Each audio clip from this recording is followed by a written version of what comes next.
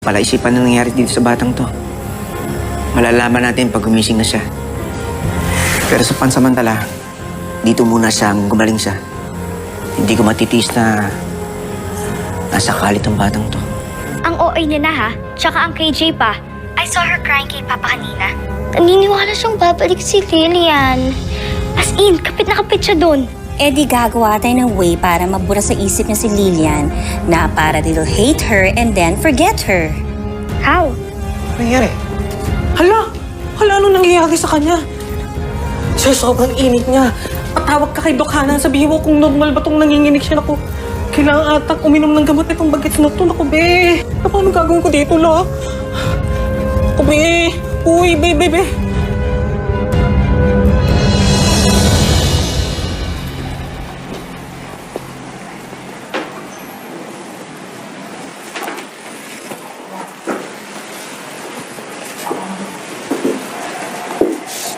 Hi, anak. Pa.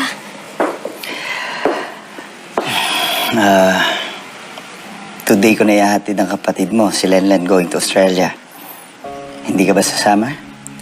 Gusto ko nga po sana sumama eh. Hmm. Kaso ayaw po ni Lenlen. Ewan ko po ba dun? Malulungkot daw po siya pag sumama pa ako. Pero pumayag naman po siya na umalis dito. O sa bagay, may point din naman yung kapatid mo. Baka nga mas makakabuti sa kanya na hindi mo na siya ihatid. Pagbigyan mo na. In the first place, anak, babalik at babalik din naman yung kapatid mo eh. Diba? So, medyo malungkot, pero hayaan mo na. Okay? But, if you want me to talk to her, I'll do that. Gusto mo, kausapin ko siya ngayon? Oh, wag na po, Papa. Ayaw naman po niya eh. Are you sure? Okay, basta pag nagbagong isip mo, you let me know. Pero anak, huwag ka na rin mag-alala dahil sisiguraduhin ko sa'yo pagka dumating na yung kapatid mo doon sa Australia, aaraw-arawin ka nung kausapin. Okay? Opo. Huwag ka na malungkot, alright? Ha? Okay.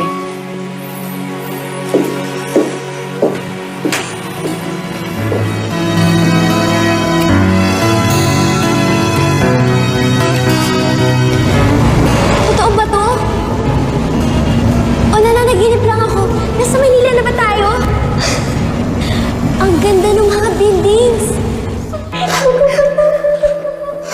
Nakikita yung dito. Hinihiram ba yan?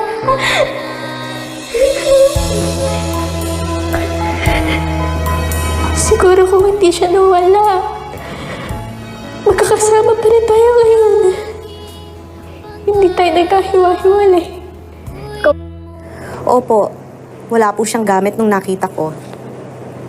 Kaya officer, palagay ko, dayo po siya talaga eh. Sa umaga po, ako ang nagbabantay sa kanya. Pero sa gabi po, may karelyebo ko yung isang nurse. Opo, sige po.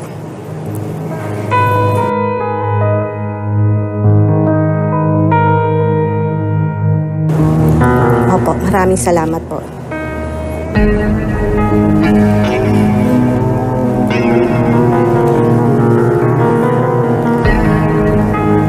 Naway mabantayan kitang mabuti. Pwede ka palang makatakas ng hindi ko nalalaman eh.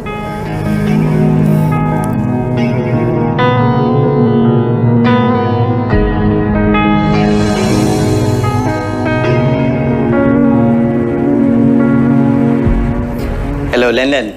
Anak. Imagine, wala pang 2 hours ha. Miss na kita agad. Basta anak, lagi kitang papaalalahanan. Lagi mo alagaan ang sarili mo dyan, okay? And sana kaya mo na at least every day, almost every day, magkaroon tayo ng communication. Let's keep in touch, okay? And don't worry. Anytime na nalulungkot ka at gusto mo akong makausap, 24/7, anak. Sasagot ako sa'yo. That's good. Tsaka, anak, gusto ko lang din kitang i-remind na you don't have to do this nang pinipilit mo yung sarili mo. Gusto mo rin. Okay? You don't have to pressure yourself. Kapag hindi mo kaya, nalulungkot ka at kailangan mo ang papa mo dyan, susunduin na kita, ha? good. Okay. Sige, I love you, anak. You take care. Bye.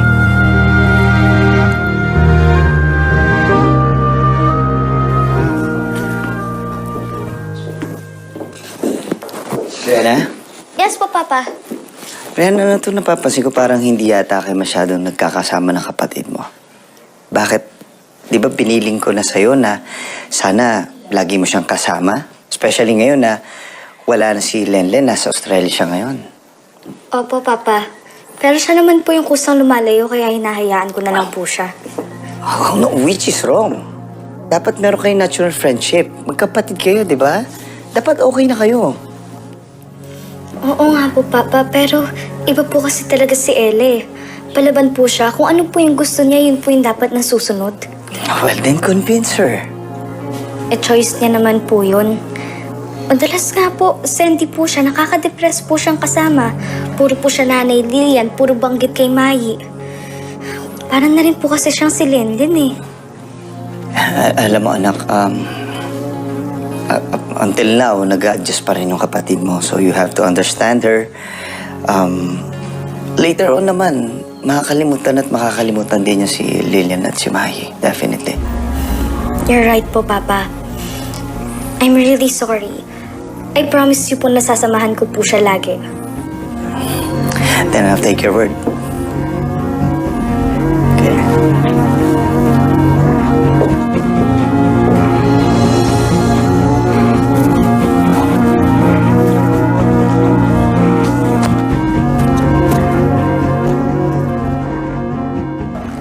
Hello, Betchay.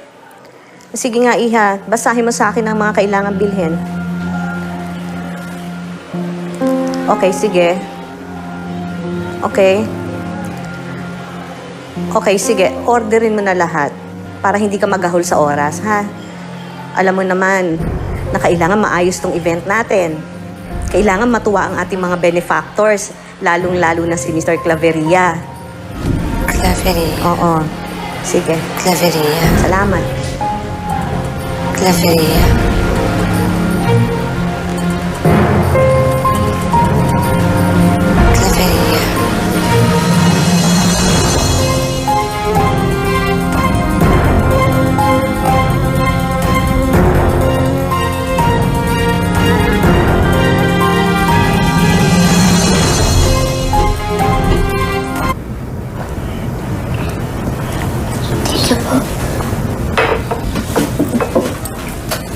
Binigyan ka na ng doktor ng mga gamot. Mabilis kang gumaling, tsaka makas ka. Kamusta na pakiramdam mo? Okay naman po.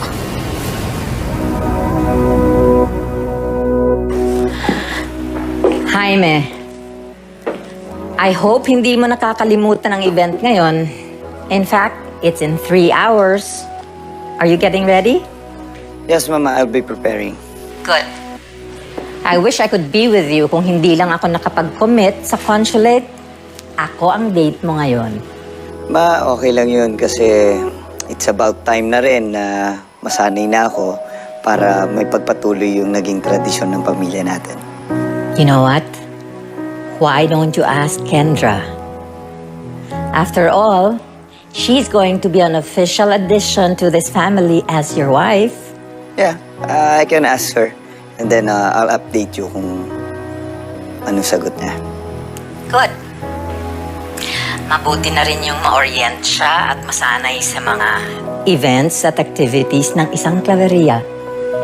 And in turn, she can start training the kids. Okay, I have to hang up. Magpe-prepare na po ako. Bye, Ma. Love you. Okay.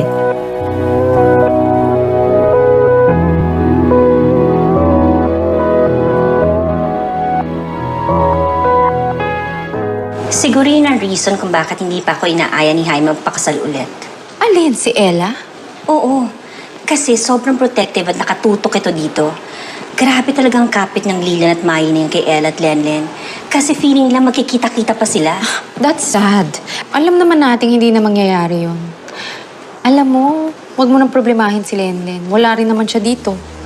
Baka, ang gusto ni Ella ay proper goodbye. Oo nga, no? Wala silang proper closure. Maybe I should give them one. Paano? Bubungkalin mo ang katawan ni na Lilian? My God, napaka-literal mo naman. Hindi naman pwede naman mag-goodbye nang hindi naman ganun, no? Hello?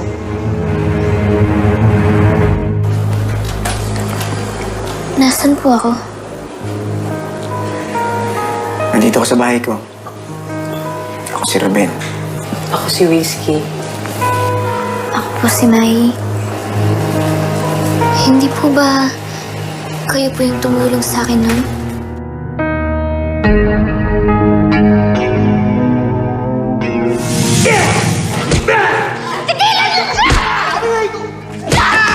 Po kayong superhero na pinapanood ko po kayo kanina eh. Ako nga yun. Naalala mo?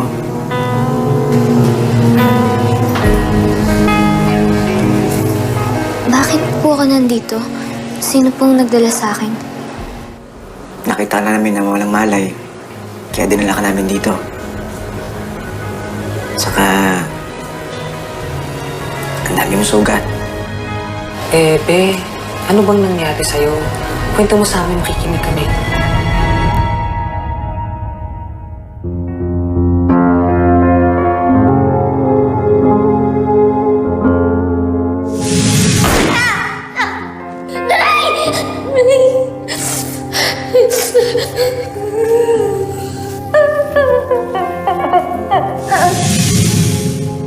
Nay, hihingi ako ng tulong Paborito ko agad. Hoy! Sama mo na! Ako! Tama ka! Hoy!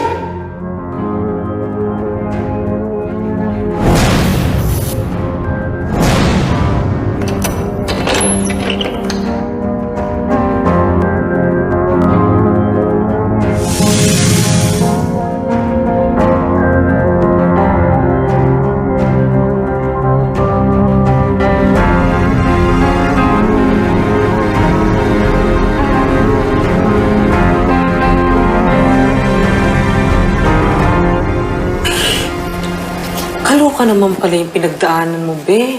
No-wonder kung bakit sobrang pagod yung katawan mo. Maraming salamat po Sir Ruben at Sir Whiskey. Whiskey. Pero, kailangan ko na rin po umalis. Hindi ka pwedeng umalis ng ganyang kalagayan mo. Mahina ka pa.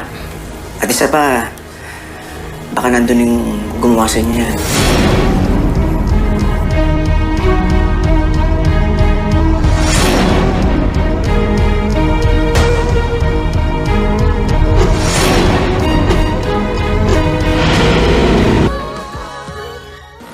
Gusto mo? Hindi ako mahilig sa ganyan. Try mo lang. Magugustuhan mo din to. Nakakaganda kaya. Pwede ba? Iwan mo muna ako. Gusto ko mag-isa. Dahil ba to kay Lenlen? Babalik din yun. Nandito naman ako eh. Ayaw mo lang ako bigyan ng chance. Pwede naman tayo maging close eh.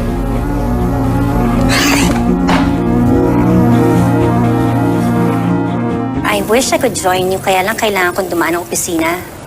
I'm happy you're continuing your legacy. Your mama must be so proud of you, and lalo ni mga anak niya ni Maita. Hey, is there something wrong? Is it something about Ella? Don't worry, I'll look after her, okay? You just have to continue being a good father to them, and kailangan na talaga mag-adjust sila sa isa't isa. Tama ka. Kung gano'n din, baka panahon na para tanggapin nilang bagong chapter ng buhay namin. Ng buhay natin. Don't worry, Jaime. Gagawin ko rin yung responsibility ko bilang nanay-nanay nila para makapag-bond na sila sa isa't isa at mahalin nila ang isa't isa, di ba? Don't worry. Cheer up, okay?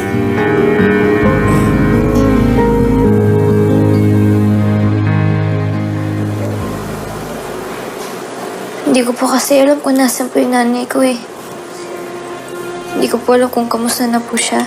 Be, kaso doon ka nasaktan eh, tsaka doon ka muntik mapahamak. Delikado yung gagawin mong yan, uy. Nangako po kasi ako sa nanay ko eh. Nababalikan ko po siya. Ayoko rin po kasi na magbulag-bulagan po ako eh. Ayoko pong kalimutan yung mga nangyari po sa amin. Gusto ko rin po malaman na buhay po talaga siya. Alam ko po na buhay siya at hindi po siya susuko at hindi rin po ako susuko. Oh, narinig mo yung sinabi ni Doc. Nag-stabilize na yung heart rate mo. Kaya lang, nasa catatonic stage ka pa. Pero may mga nakaka-recover naman daw dyan. Gano'n nga ba katagal? Ano ba yung sinabi? Teka nga. Ang sabi... Ayan, depende raw sa pasyente yan. May ibang pasyente na ilang weeks lang, okay na. Yung iba naman daw taon. Kaya dapat laging on time ang pag-inom natin ng gamot mo, ha? Saka kakain ka naman. Ayan. Ano nga bang gagawin natin sa'yo? Wala pang pumupunta sa'yo para hanapin ka. Eh, hindi ko naman pwedeng ipanawagan sa social media. Eh, kasi may tama ka ng barel. Eh, sigurado ako meron kang gulong napasukan. Kaya, paano naman yun? Eh, basta dito, safe ka. Sisiguraduhin namin na ligtas ka dito, ha? Magaling ka. Lalakas tayo. Sana may maghanap na sa'yo. Dasal ko talaga, makita ka na ng pamilya mo. Samahan kita. Po? Naniniwala ako na hindi aksidente pagkikita natin. May dahilan. Baka sakali makatulong ako sa paghahanap sa nanay mo. Salamat po. Natatanda mo ba kung saan yung lugar?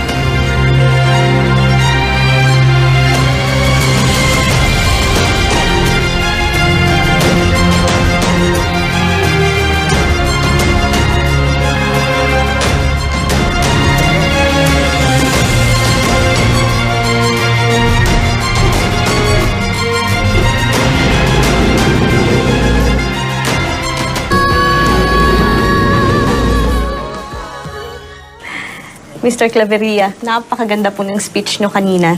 And thank you for coming.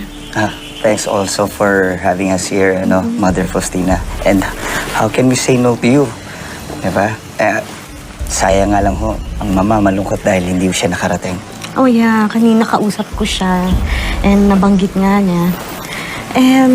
Pero I want you to know that we are all grateful sa pamilya nyo, ha? Thanks also.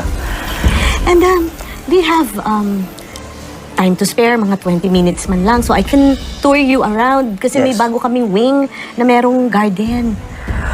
Well, alam niyo naman, Mother, when it comes to gardening, kailangan ko mapuntahan yan dahil pag nalaman ng mama ko na hindi ako nakarating dyan, magtatampo po yan. So, definitely, sige po, sure. Sige, halika na.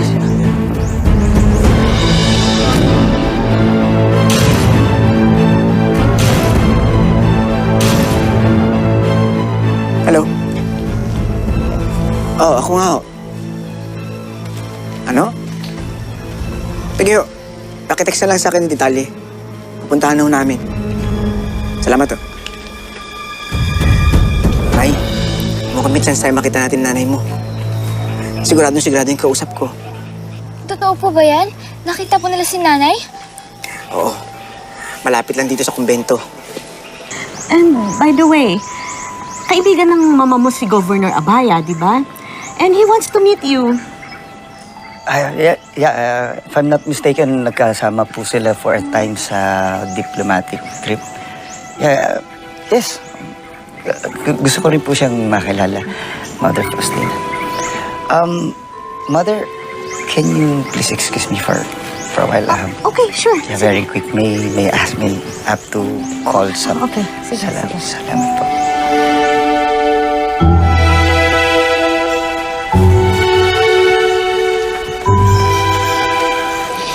Sabik na po ako makita si nanay. Halika na. Punta na natin. Wait lang po kasi hindi ko po alam kung ano po yung nakaramdaman ko. Parang kinakabahan po ako na sobrang saya ko po, parang naiiyak po ako. Magandang senyalis yan, Mai. Oo nga pala. Wala ka bang ibang kamag-anak na pwede nang tawagan para makatulong sa'yo? Meron naman po, pero nasa Maynila rin po kasi lahat eh. At saka po, may mga humahabol nga po sa amin ni nanay, kaya pag nagpatulong po ako, baka pati po sila madamay pa. Eh ngayon naman po, nakita na po natin si nanay. Okay na po ako dun. Maraming salamat po ulit. Sapat na sa akin na magkita ulit kayo ng nanay mo. Yun, para makatulong ako para sa'yo. Napakabait niyo po talaga. Kumpara sa ginagawa mo, wala ito. Siya nga pala, Mai. Bakit ikaw lang mag-isa gumagawa nito? Nasaan ba ang tatay mo?